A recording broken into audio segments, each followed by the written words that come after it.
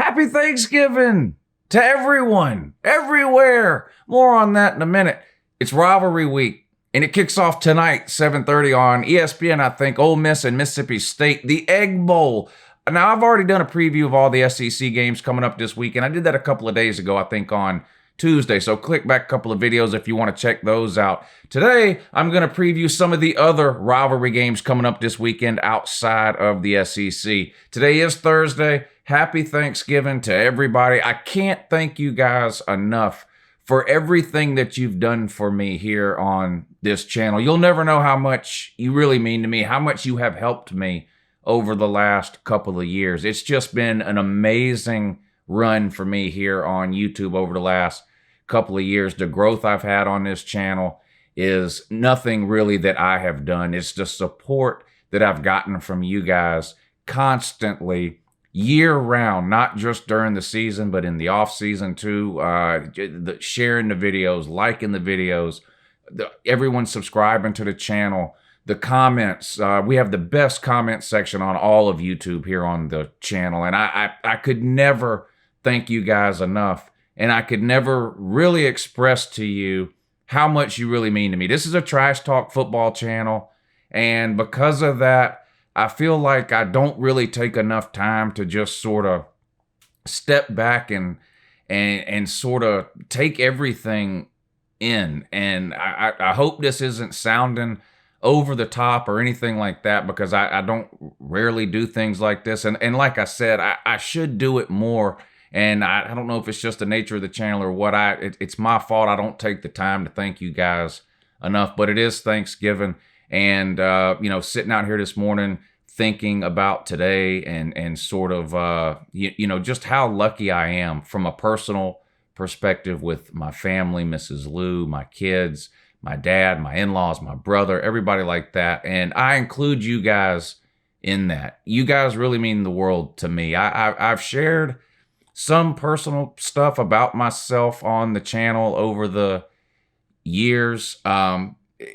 Not everything, obviously, but you guys, you'll never know truly how much you mean to me and have really helped me through some things over the years. So with today being Thanksgiving, I just want to say thank you to each and every one of you that watch, comment, like, share, subscribe, participate on the channel in the live shows, the Patreon members, the super chats, all the comments, the kind emails that I get, all those things. It really, really means the world to me. And I hope each and every one of you watching today have an amazing Thanksgiving. And take some time today, if it's 5 minutes, 10 minutes, 1 minute, and just no matter how bad things might seem, just remember that everybody is going through something. No matter how bad you think it is for you or how good you think it is for you, there's always somebody that's worse off and someone that's better off. Be thankful for the things that you have. Don't take your friends or your loved ones for granted. Take today for what it is. Take a few minutes, set it aside, and really think about, in the grand scheme of things, how lucky you really are, no matter what might be going on in your life today. Okay, enough of that gibberish. Let's get to some college football. Great games. Listen, up and down the slate this weekend coming up in college football. Like I mentioned, I covered all the SEC games the other day. I found a handful of other games I want to talk about today. I wish I could preview more games, but this has just been a crazy week here, like I'm sure it has been for you. My kids have been out of school. We got Thanksgiving preparations going on this week. I actually got the Christmas tree and all that crap down yesterday, so we're dealing with all that on the inside and in the yard and all that. Anyway, like I said, I know I'm not the only one. I wish I could do more, but this is going to have to do for the preview video for today. I'm still planning on doing the Georgia Tech hype and hate video tomorrow, Friday. So fingers crossed, see how that goes. I got some shopping I got to do too. But anyway, like I said, everybody's got stuff going on. It's not like I'm the only one. I got to make time to do it. Anyway, let's preview some games. I mentioned there is one game today, but it's an SEC game tonight, Thursday night, 7:30, Ole Miss, Mississippi State Egg Bowl. Make sure you guys check that out while you're deep in your turkey coma this evening. And then we got games Friday and games Saturday. All right. And I've got a few games from each day here. We'll do it in chronological order like I always do. So let's start with a couple of Friday games. This is a big one here. Friday, 12 o'clock on ABC. You got Virginia on the road, or Virginia Tech on the road at Virginia. Virginia Tech is a 2.5-point favorite in this one. And the winner of this game wins the division and faces Clemson in the ACC title game. Now, obviously, Clemson's going to be a huge favorite in the ACC title game no matter who they face. And really, if you go back to when the college football playoff started back in 2014, we've seen a lot of conference championship games that sort of set up this way, right? A team that is undefeated or one loss and almost a shoe-in for the playoff, facing off in the conference championship game against a team that's had not a disappointing season, but isn't on the level of the team that they're facing. And that'll be the case here. No matter who wins this game, Virginia Tech or Virginia, they'll be a huge underdog to Clemson. We've never really seen a big upset in that scenario where basically a team was headed into the college football playoff and got upset by a lower-ranked team in a conference championship game, knocking them out of the playoff. Now, Georgia was fourth heading into the conference championship game last year and lost and sort of got knocked out of the playoff. But they lost to a higher-ranked Alabama team, right? So not really an upset there. So anyway, I think you guys understand what I'm saying. It would be a shock if Virginia Tech or Virginia, either one, ended up beating Clemson in the ACC championship game. But nevertheless, this is a rivalry game, an in-state game this week, and there couldn't be more on the line, right, with a trip to the ACC title game going to the winner. Virginia Tech has owned this series over the last decade or so. It's been a long time since Virginia has won this game. And if you look at these two teams this year, it's really a tale of two halves of the season for both teams. Virginia had a lot of hype heading into this season. Virginia Tech had almost no hype heading into this season. Of course, last year, Virginia Tech had a terrible year. Fuente, the coach there at Virginia Tech, started off pretty good. I think he won 10 games his first year, but he sort of nosedived the couple of years after that, culminating with sort of that disastrous loss last season to Old Dominion. Played Old Dominion again this year and barely beat them. First half of the season, not very many people were paying attention to Virginia Tech. They just, here we go again, another bad Virginia Tech team. They've ended up being a pretty good team. Second, third, fourth best team in the ACC. We'll see how it finishes up. But they've had a pretty good season, I think, exceeding what most people thought they would do. Virginia, on the other hand, all the hype coming into the season, started out hot, got a couple of big wins early in the season, were ranked, had a big game at Notre Dame, had a lead on Notre Dame at halftime before they let that game slip away in the second half. And really, they've sort of never been the same since then. I haven't seen Virginia play as well over the last month or so as it seemed like they were playing during the first month of the season. I still like Virginia's quarterback, Bryce Perkins. He's one of the most exciting quarterbacks. He's one of these run-around guys. And was it the Miami game? I think it was the Miami game. He was just a one-man wrecking crew. I think it was the Miami game. I could be wrong, but they couldn't tackle him. He was making him look silly, running all over the place. I still think he's a pretty good quarterback, but outside of that, Virginia hasn't really found much on offense this season. Their defense is legitimate. It's a home game for them. I think they have to find a way to win this. They had all the hype coming into the season. They're the underdog at home to a hot Virginia Tech team. I'm going to take the home team here, and I guess what would be an upset. Now, again, if you go back to the beginning of the season, I don't think anyone would be surprised if you pick Virginia to beat Virginia Tech. But the way things have gone over the last month or so, Virginia Tech has looked like the better team. I'm going to roll the dice here and say that Virginia finds a way to snap that losing streak to the Hokies, their in-state rival, and they get an upset here as a 2.5-point underdog at home. Give me Virginia and the 2.5 points. All right, after that at 3:30 over on ABC. Are these the two best group of five teams? Cincinnati travels to take on Memphis. Memphis is an 11-point home favorite in this one. Both these teams are sitting on just the one loss. Cincinnati's only losses to the number one team, Ohio State, 42-0. But still, their only loss. Each of these teams have wins over Power 5 teams. Cincinnati beat UCLA, and Memphis beat, I believe it was Ole Miss way back in week 1. I think this will be a good game. I think 11 points is a little bit too much. I get it. It's a home game. It's a weird Friday game. It's dangerous to take road teams in weekday games. It just is. It's one of the reasons I'm taking Virginia in that noon game. Would I be surprised if Memphis won the game? No, I really wouldn't. But 11 points just seems like a little too much to try to give or lay on either side here. I'm going to take the road team Cincinnati to keep this thing close. I mean, honestly, I would not be shocked or surprised if Cincinnati found a way to win this game. I'm really, really surprised that this one is 11 points. The winner of this game is going to set up really, really nicely for that New Year's Six Bowl. Of course, highest ranked Group of 5 team at the end of the regular season gets an automatic bid to a New Year's Six Bowl if they win their conference. Each of these teams still in the hunt for that. One of these teams is going to be eliminated from the New Year's Six after this game is over, though. The loser of this game, having lost to another one-loss team, is out of the New Year's Six. So a huge game within the Group of 5.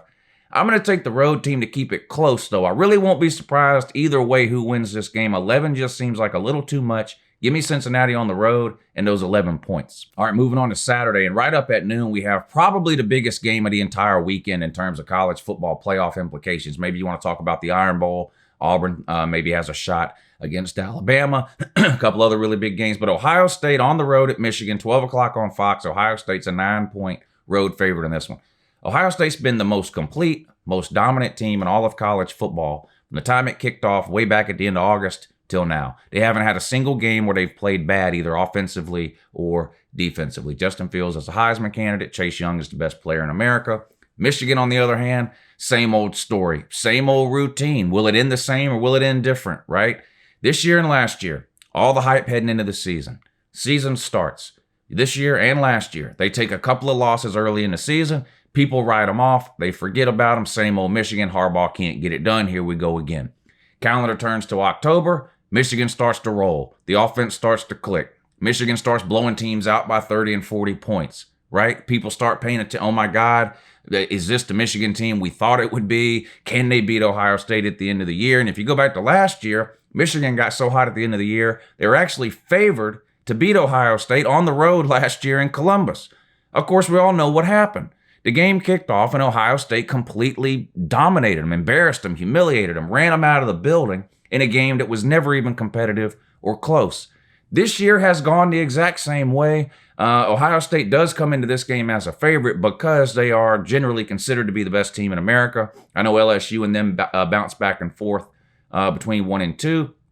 LSU may have a little bit of a better offense than Ohio State. That's debatable, though. What's not debatable is that Ohio State has a much better defense than LSU. I understand completely why Ohio State is 1 and LSU is 2. You're splitting hairs there, but point is they're both really good teams, but Ohio State dominant on both sides of the ball. I mentioned Chase Young and Justin Fields. J.K. Dobbins, one of the best 5 running backs in America. They've got an amazing defense on the back end. They've got NFL wide receivers. They're just loaded on both sides of the ball.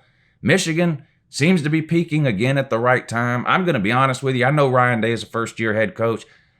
You don't know maybe what you're going to get there in a huge rivalry game, although he's had a couple of big games this year where they've performed well. If you go back to if you look at the Penn State game that we just had, but Harbaugh on the other hand, we know what we're getting with Harbaugh, and unfortunately, it's become almost impossible for me to trust Jim Harbaugh in big games. I know they had to blow out of Notre Dame that sort of started their turnaround in mid-October. But they got blown out by Wisconsin earlier in the year. Some head-scratching losses. They lost a heartbreaker on the road at Penn State. It's just hard for me to go with Michigan to win this game. So I really think, honestly, when you're looking at this game, it's just a matter of, do you think Ohio State wins by more than 9, or can that Michigan defense keep this game close? One thing I'll be curious to keep an eye on in this game, Ohio State didn't blow Penn State out last week, but they led the entire game. They were up 14-0 or 21-0. Penn State kind of came back a little bit. It ended up being like I think a 10-point game or something. What will Justin Fields do? How will he respond and react? And how will Ryan Day respond and react if this game is close in the fourth quarter? What if Michigan is up by 7 at halftime? We haven't seen, that's really the only unknown about Ohio State at this point. How would they play from behind? What's going to happen with Justin Fields if he starts feeling some pressure? We had a guy call into the show the other day that says weather may be a concern in this game, maybe some snow, maybe some rain. Justin Fields, of course, is from the state of Georgia. Not a whole lot of experience playing in the snow. I can tell you that, having lived down here for my entire life, there's a 0% possibility that Justin Fields has played much football in snow. If we get snow in this game, will that affect Justin Fields? Who does that favor in this game? Does that sort of take away the perceived advantage that Ohio State has in terms of speed? Does that help defenses, which both teams have great defenses? It's going to be an interesting game. Weather could be a factor. First-year quarterback in Justin Fields, first-year head coach in Ryan Day. What happens if this game is close? There's tons of reasons to keep an eye on this game. Playoff implications, Big Ten implications, Heisman implications, right? Just a ton of reasons to watch this game. One of the biggest rivalries in all of college football, Ohio State and Michigan, bitter rivals. I'm torn on this game. I've been so high. I think Michigan has the potential to keep this game close. My problem, besides the obvious in Michigan and what's happening in this game, is I've been one of the people that have bought into Michigan over the last couple of seasons. Really, this is the third season in a row. I've sort of bought into Michigan as a top 10 team, a team that can win the Big Ten, that kind of thing. And it's the third year in a row I've sort of been made to look like a fool. It's just hard for me to keep placing my faith in Michigan time and time again in these situations just to get let down. I also, though, wonder, about the second half here. If this thing is close, does Ohio State tighten up? I just can't take Michigan here. If I'm going to miss on this game, I'm not going to miss by taking Michigan. I'm going to miss by taking Ohio State. I've missed on Michigan enough, okay? Ohio State has covered the spread. What is Ohio State? 10-2 against, or 10-1 against the spread this year? Something like that. If I'm going to be wrong here, I'm going to be wrong by taking Ohio State. Give me the road team. I'm going to take the Buckeyes, lay to 9 points. All right, and 3:30 on ABC, another game in the Big Ten. And this one also decides a division race over in the Big Ten West. You got Wisconsin on the road at Minnesota. Minnesota really, I think, the sort of Cinderella story of this season in the Power 5. Now, they did have some hype heading into the season, and of course, everyone seems to be high on P.J. Fleck. This is nothing new. I'm not sure anybody saw a season like this, though, coming from Minnesota. Just the one loss so far, right, on the road at Iowa. Huge win at home against Penn State, which sort of, I think, opened a lot of people's eyes. Are they a pretender? Are they a contender? Remember that game came around? They got a big win there. Oh, my God, Minnesota. And then you had the game the following week at Iowa, and they weren't able to keep it going. But they can still win the division, right? They can still win the Big Ten. If they can win this week, again at home, against division rival Wisconsin. Wisconsin comes in as a 2.5-point favorite. Now, Wisconsin, the first month, 5-6 weeks of the season, looked like one of the best teams in America. Didn't they have like 4 shutouts in their first 6 games? Jonathan Taylor was running wild. That new quarterback they have up there, Cone, seemed to be an improvement over Hornibrook, who they were sort of saddled with the last couple of years. They still have the huge NFL offensive line. They play pretty good defense. A boring team to watch, but a team that wins a ton of games every single year. They've averaged about 10.5 wins a year over the last 10 years, it seems like. This will be a good game. I'm taking Minnesota at home. I'm a believer in P.J. Fleck and the row your boats, especially at home. Wisconsin, although I still think they're a really, really good team, I'm a believer. I think Minnesota's a really good team, too. I don't think it's a fluke. I don't think they've gotten lucky. I don't think it's a product of a bad schedule. I'm a believer in Minnesota. That Iowa loss came at a tough spot. The biggest home win they've had in 40 years. You got to turn around the following week and go play a pretty good Iowa team. I mean, they're ranked. They're a top 20 team. They have a really good defense. Tough spot for Minnesota. So to catch the loss, again, that was on the road. This is back at home for Minnesota. I'm going to take Minnesota to pull the upset here outright. They're a 2.5-point underdog. I'm going to take Minnesota on the money line and take them to win this game. Oh, man, how about this one here? 3:30 on ESPN2. Miami at Duke. Can Miami snap their streak? A humiliating loss to FIU last week. Just totally embarrassing. Miami is just a program that is collapsing on itself. It's just imploding. Disaster. The fans are mad. Half of them want Manny Diaz gone already. He ain't even been there a year. Almost all of them want Dan Enos gone, the offensive coordinator. They can't decide who the quarterback's going to be. All of that aside, losing to FIU there's no excuse. All of that can be fine. Diaz and Enos can be terrible. You still shouldn't be losing to FIU. Absolutely embarrassing. Didn't you lose to Duke last year? You got to go on the road, play Duke, 3:30 on ESPN2. Miami's a 9-point favorite. All jokes aside, I think Miami probably rebounds and wins this game. I'm not laying 9 points with Miami, though. I've seen them struggle too many times this year. You got Central Michigan. They won that game, 17-13 or something like that? Their offense has just been bad for the majority of the year. They can't get the running back position figured out. They've got some injury issues now. The fans are mad. This could be a case where it's good that they're playing out of town. The fans don't go to those games anyway down there. Hell, you don't even have a stadium. You rent one from Miami. It's not even on your own campus. Pitiful and sad. Duke, not a good team this year, but actually maybe a little bit better than people thought. Losing Daniel Jones last year to the NFL, people said, well, I don't know if Duke can, probably take a step back. But they've been an okay team. I'm going to take Duke in the 9 points. I don't know which way this game's going to go. I don't know, but I think it's a touchdown game either way. I don't see how anybody right now could take Miami and lay 9 points against air, much less an actual football team called Duke. Give me the home team. Give me Duke and all those 9 points. All right, prime time, 8 o'clock. OU on the road at Oklahoma State. OU's got to win this game. They got to win it big, and they got to play good defense. If they don't do those 3 things, they can forget about the playoffs. I don't care what happens in the Big 12 title game. A 7-point win over Oklahoma State's not going to be enough. Beating Oklahoma State 50-45 is not going to be enough. People are tired of seeing the same old Oklahoma team get into the playoffs out of the Big 12 just to get humiliated in round 1 because they have no defense at all. Now, the first half of the season, it appeared their defense was headed in the right direction, and I still think it is, but the last month or so has been unacceptable. You take the loss to, was it Kansas State? You struggle against Baylor. You give up a bunch of points against some other teams. It's just looking like the same old OU team we've seen year after year. And on top of that, Jalen Hurts can't seem to keep from turning the ball over. I still think Oklahoma is the most talented team in all of America on offense, period. From offensive line, wide receivers, running back, Jalen Hurts. But their defense is just miles away, in my opinion, still. Way better than last year, but still a ways to go. Oklahoma State's not a great team, but they have a great running back. They have the ability to score a bunch of points if a team's not able to play defense. Oklahoma needs to show up in this game, win the game, win convincingly, and they need to keep Oklahoma State under 30? Can you keep them under 30? I mean, people are just tired of the same song and dance from Oklahoma. You're a 13-point favorite. Can you win by 14? Yeah, but like I said, it better not be 55-41, okay? Win this game. How about win this game 35-21? That would impress me more. 35-21 over Oklahoma State would impress me more than 60-40. Okay? Play some defense here. Give me Oklahoma late of 13. All right, that's going to be it for the previews this week. Like I said, good games up and down the board for the next 2 or 3 days.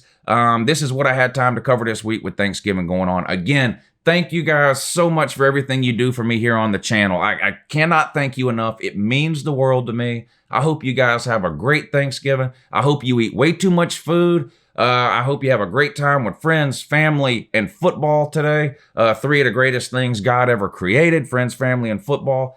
Thank you for watching this video. I will do my absolute best to have the Hype and Hate video up tomorrow, Friday, and Uncle Lou will be at the Georgia Tech game on Saturday. So if you're going to be there, let me know. Email me, hit me up on Twitter, something. We'll try to meet up before the game or during the game or whatever the case may be. I love you guys. Take it easy and have a great morning.